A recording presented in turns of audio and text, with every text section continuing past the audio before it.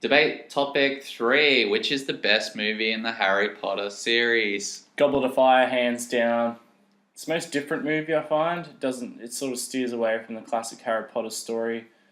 Has a bit more to tell with the whole sort of Olympic game vibe it has going on. I don't know, it just makes for more exciting scenes overall. Yeah, well, mine's Harry Potter 3, which is the Prisoner of Azkaban. It's where it gets, it starts to get from the childish to a bit more serious. The introduction of Sirius Black, which is played by always fabulous Gary Oldman. It's a better story, more like there's time travel. There's just introduces more characters, which is fun, and it's just like it's a better story, directed by Alfonso Cuarón as well, he's always great, does good movies. Gravity. Yes. Yeah. You got anything else? Keep going. Yeah, well, I don't know. Or do you agree with everything he said? No, I mean, I agree, but that wasn't really... You agree? It didn't really define why it's such a great movie in the whole entire series, just because it had, like, a guy from... just because it had Gary Oldman. Well, he's always a bonus in every movie. Yeah, but it doesn't make the whole movie the best in the series just because he's in it. And he's, like, barely in it. He's probably in it for, like, 10 minutes of screen time. Well, not so much. But anyway, but you're saying Harry Potter is the most different.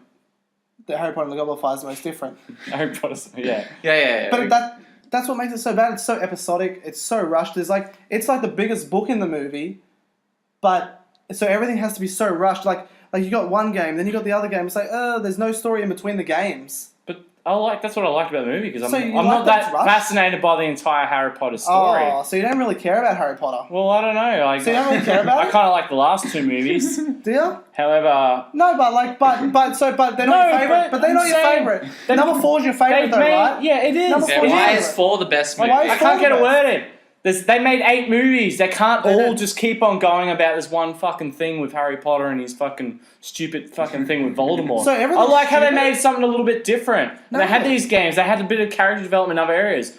You hear about like characters like Victor Crumb, for example. You don't hear about it in any other movie. Because which is good, but they make someone different. They give us a different personality. They bring on a couple of different characters, like the Robin Pattinson character. You don't see him in any other movies. And because he's dead. Yeah, but that's why you don't see him. They bring him in. Like they actually make you sort of care about other characters. They bring in a bit more character development. It makes the series like sustainable. It's not just the same shit. Oh, Harry, Ron, Hermione every fucking week of every movie. That's why people tune in to watch these movies. However, Harry... it's like... It's good, and the scenes are exciting. The adventure's fun. It's kind of fun. There's no adventure. The dragon in this scene movie. is a bit ridiculous with the golden egg. Oh, so it's ridiculous? I'm saying it is, but it's ridiculous, right? You're just jumping in. It's a ridiculous scene. I said the word ridiculous. You're just like, it's ridiculous because it is. I'm ridiculous. saying that scene can seem a little bit ridiculous because the dragon chases him, and for some reason the dragon can only climb when Harry's climbing on a roof. It didn't seem ridiculous. You didn't say seem ridiculous. You said it is ridiculous for a start. I said some of the scenes are ridiculous. Yeah, ridiculous. Right. Ridiculous. Okay. No I wasn't defining the entire movie. No scene in Harry Potter in the Prisoner of Azkaban is ridiculous. You talked about, we're trying to get new characters in. Sirius Black is the new character in this one. This one takes it a little bit darker. It takes a little bit. This is more mature Harry. And then number 4, it takes it back again. I don't know. I think back to family 4 friendly is a bit Harry. more mature. Back to family friendly Harry Potter. 4 becomes a bit more we're doing mature. the Olympic Games. But that's fun. It's good. It's not fun. It makes it like an adventure movie. It's ridiculous, as you said. When Harry Potter from 3, 5, 6, 7, and part 2 of 7 is more serious. Is more serious, right? Yeah, it is. At the end. I'm talking about 7 and 8 are a bit serious. The two. But 3 serious, 5 serious, 6 is serious, and as you just said, 7. I was trying to get to the ridiculous. point of 4 of Goblet of Fire. Yeah, what is the point of number 4? Well, I was trying to explain the whole thing. Okay, I like the movie. I like the adventure scenes. I like the whole Olympic game vibe. I like how they kept like not really bringing in the whole core story of Harry Potter, but then at the very end, there is a huge scene when Voldemort comes out for pretty much the first time in the whole series. That's massive. And that's when he actually shows himself. But and the parents' ghosts and everything. Well, he shows himself in the back of the head. He shows himself in the back of the head, so he does show himself in number 1. Right, I'm talking about... doesn't show himself in number 1. He said like, oh yeah. I'm talking about right at the end semantics, of the movie. I don't know, yeah. I'm not worried about semantics. I'm talking about when he actually properly shows him physical self. This is the first time you sort of get the real deal of Voldemort. This is the first time he's terrifying. It's right at the end of this movie. And they like preempt it the whole time. Like you don't really see him, but right at the very end of this movie, the last scene, especially when Robert Pattinson dies. That's fucking a huge moment. And then you see actual him in the graveyard and shit. Okay. That's a big But, scene. but so at the end of it, it's a really big scene. So at the end of it, it just turns into a cool Harry Potter movie like the rest of them. I'm talking about this movie in particular. I know that's. And what I'm not talking about this whole. But you said at the end, you said you see Voldemort and he's fighting Voldemort. You said earlier, oh, it's not just like a regular one where he fights Voldemort, but he does fight Voldemort. I was trying to explain how that's why, and then it becomes good because they sort So of... it becomes good at the end because you see Voldemort, just like you see Voldemort in the rest of the movies. They build it because up they're the better nicely. They just build it up in a nice way where it becomes a great scene at the end.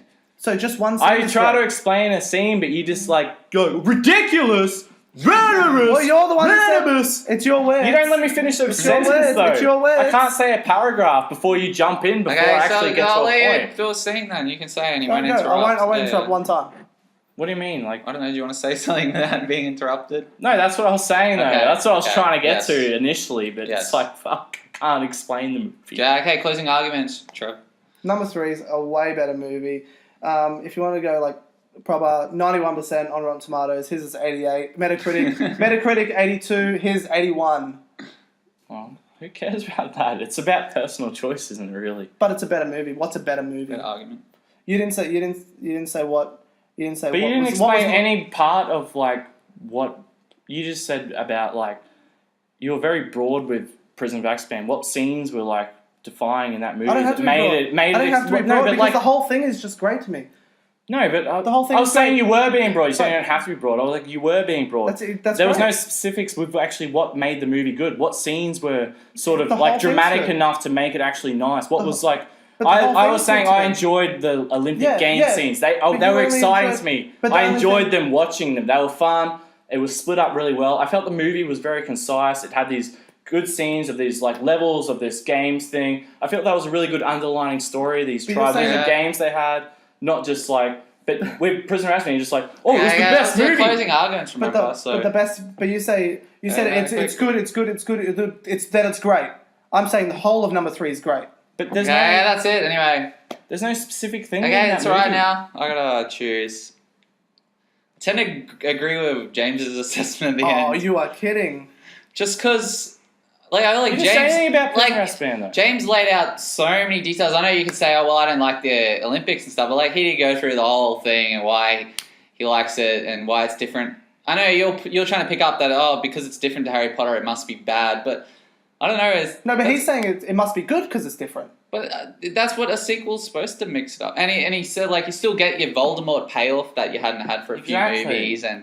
But he's saying the other movies aren't as good because there is a Voldemort payoff. No, I wasn't saying that at all. No, he was just saying that Voldemort wasn't the leader, the point of the movie. Every movie, this one had an Olympic. It was a different setting, and then we still got Voldemort at the end. So I don't know. It was fucking close.